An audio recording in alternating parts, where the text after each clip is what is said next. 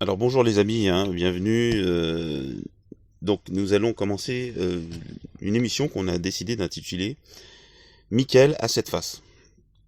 Voilà, donc on va parler principalement de la fête juive qu'ils appellent aujourd'hui le jour du pardon, dans la Torah le jour des propitiations, le jour de la propitiation. La propitiation est un acte spirituel permettant de rendre propices les divinités.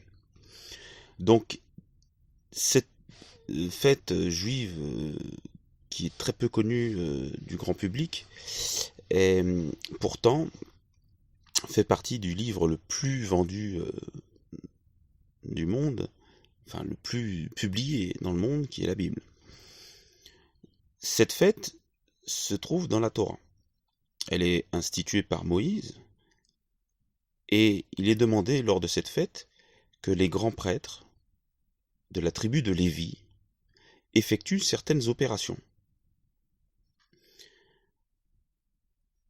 Alors, nous allons voir une opération en particulier. Il s'agit du bouc pour Azazel. Donc, lors de cette journée, toute particulière pour l'ensemble de la communauté et du peuple hébreu, devait apparaître devant le grand prêtre, après avoir fait plusieurs actions purificatoires dans le temple, dans le saint et le très saint. Il devait apparaître à ce moment-là, juste après toutes ces opérations, deux boucs devaient se présenter devant le grand prêtre. Il devait jeter le sort et sélectionner un bouc pour Azazel et un bouc qui devait servir de sacrifice pour le temple et pour la communauté juive dans son entier. Alors bien évidemment, comme dans toute la Torah, il y a une partie matérielle et il y a une partie spirituelle. Euh, les deux étant reliés par, on va dire, des esprits. Alors, ce qui nous intéresse, comme vous l'avez compris, c'est le bouc pour Azazel.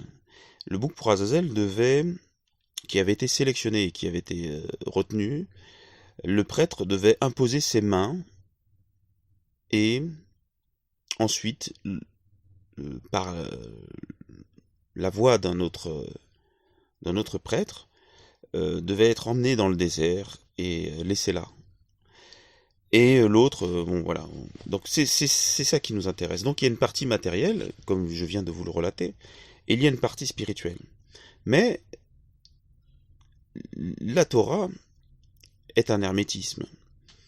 C'est un, c'est un texte, et c'est un texte, on va dire, c'est un texte constitutionnel, il va constituer pendant des milliers d'années ce que l'ensemble des informations qui vont séjourner autour des Hébreux.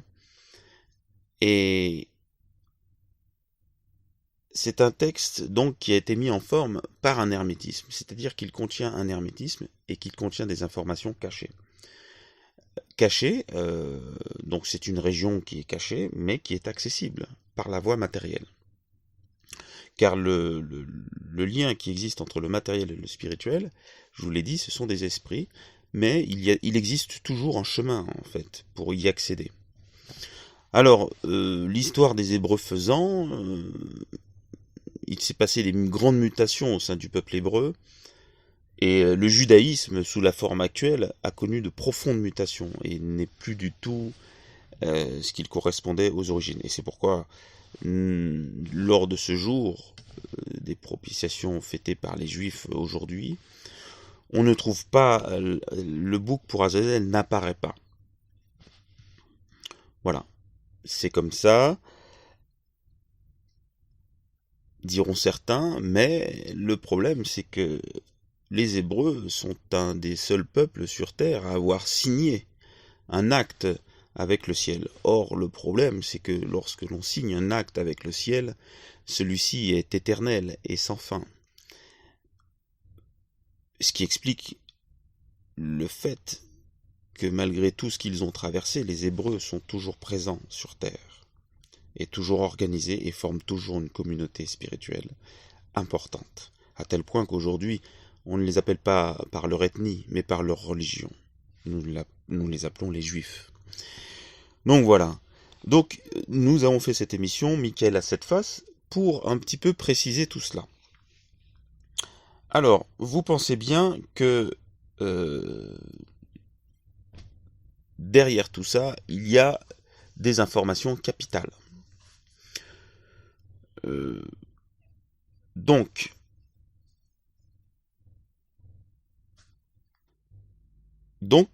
alors, qui est Azazel? Et pourquoi la Torah le mentionne? Et pourquoi la Torah le mentionne le jour le plus important de la communauté des Hébreux, à savoir le jour des propitiations. Alors, on tient d'abord à attirer l'attention sur le fait que vous ne trouverez très peu d'informations sur Azazel dans l'histoire, car il a marqué, il a fait en sorte de ne pas être enregistré, on va dire, dans la partie matérielle de l'univers. Il a décidé d'être enregistré dans la partie astrale, spirituelle du monde. Aussi, si vous recherchez des preuves matérielles, vous en trouverez très peu sur lui, et bien que celles-ci vous permettant d'avoir accès à certaines zones de l'astral, il n'empêche pas que vous ne trouverez pas ce qu'il faut pour répondre à savoir qui il est. Et là, nous comprenons ainsi l'hermétisme du peuple hébreu, car les prêtres, non contents d'avoir une ville, Jérusalem, d'avoir un temple, d'avoir un saint, un très saint, une mère, et tout un ensemble de rites attachés les uns aux autres avec une intention particulière, avaient, dans la partie non visible de leur temple, une bibliothèque, des textes qu'ils devaient garder précieusement. Parmi ces textes que détenaient les Lévites, il y avait des textes qui faisaient mention d'Azazel. Ils n'en faisaient pas l'éloge, mais plutôt décrivaient avec astuce qui il était, qu'avait-il fait sur Terre, et quelle magie il a employée. Donc, pour résumer tous ces textes, et tout en voulant respecter l'hermétisme qu'est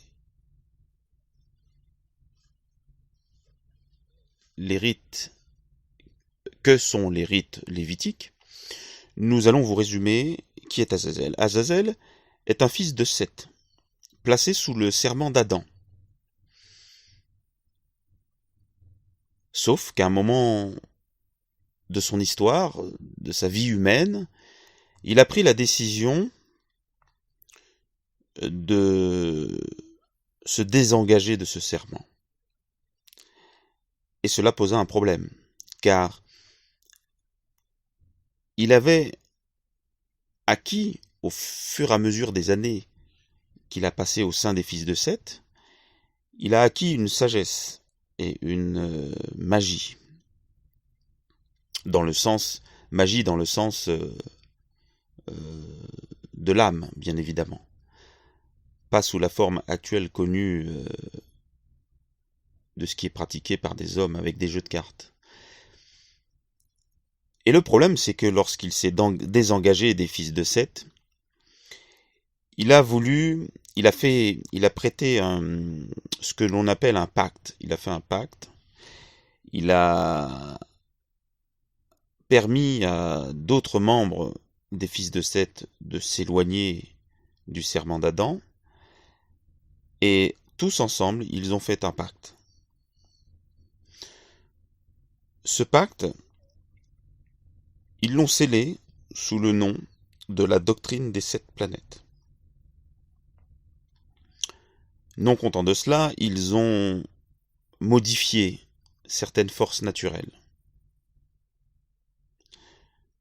Une de ces forces a produit des géants sur Terre. Ces géants étaient bien évidemment leurs enfants.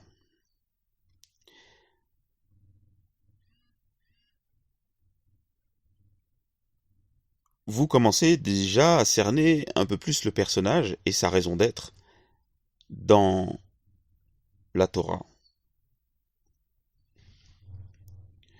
Cette doctrine des 7 planètes leur a permis de créer des royaumes sur Terre. Ils les ont séparés, en ont engagé une constitution avec des règlements.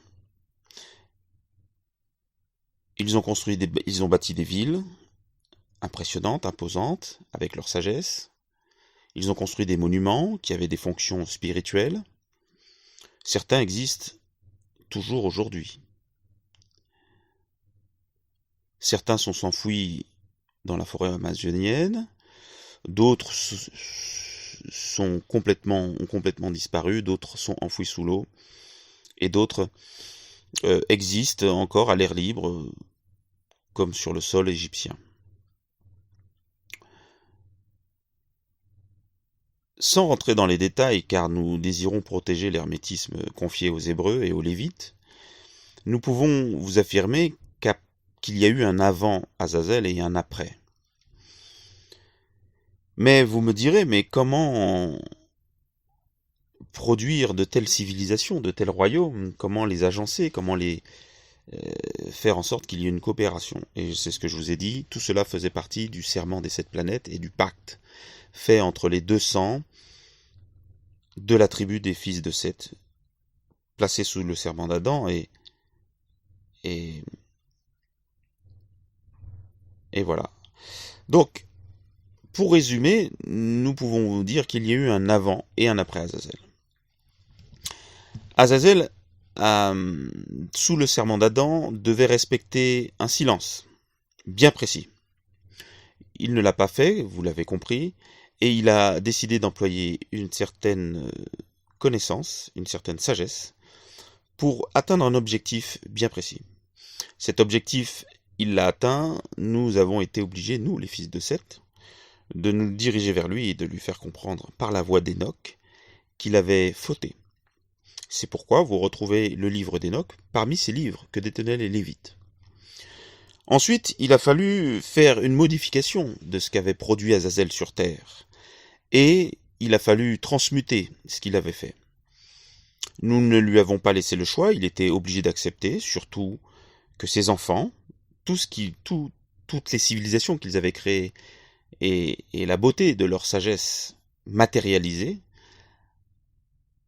avaient été léguées à leurs enfants. Sauf que leurs enfants n'ont pas été dans les conditions initiales du projet de leurs parents, et donc n'ont pas pu tenir les intentions de leurs parents, tout comme Azazel n'a pas tenu les intentions du serment d'Adam, car c'est un serment qui est placé sous certaines intentions. Et donc, bon gré mal gré, force séraphinique oblige, les enfants, ces géants, ne pouvaient pas continuer le socle du pacte d'Azazel fait sur le mont Hermon, et bien évidemment, la terre est rentrée dans une période qui est certainement la période la plus noire de son histoire. Et ici, nous n'en dirons pas plus. C'est à ce moment-là que nous sommes intervenus et que nous avons pris et que nous avons décidé que la flamme reprenne la direction qu'elle devait prendre. Et nous avons commencé une longue transmutation du monde qui vient jusqu'à aujourd'hui. C'est ainsi, dans ce contexte,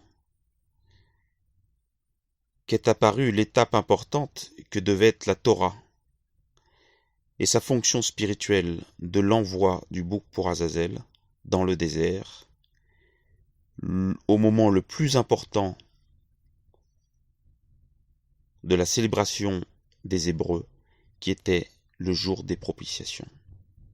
L'ignorance a fait que l'histoire des Hébreux les a éloignés de ce rituel important. Aujourd'hui, les étapes de cette transmutation alchimique du monde ont connu des heures de gloire et atteignent leur apogée. Aussi, nous avons décidé de faire cette émission Michael à 7 faces,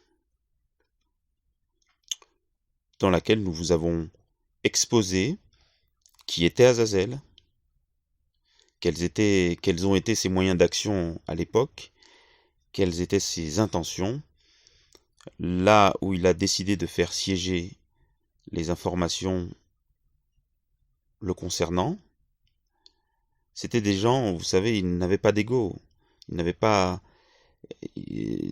Thoth parle d'eux comme étant des hommes supérieurs, à croire que ce qui fait la supériorité d'un homme, c'est son absence d'ego. Et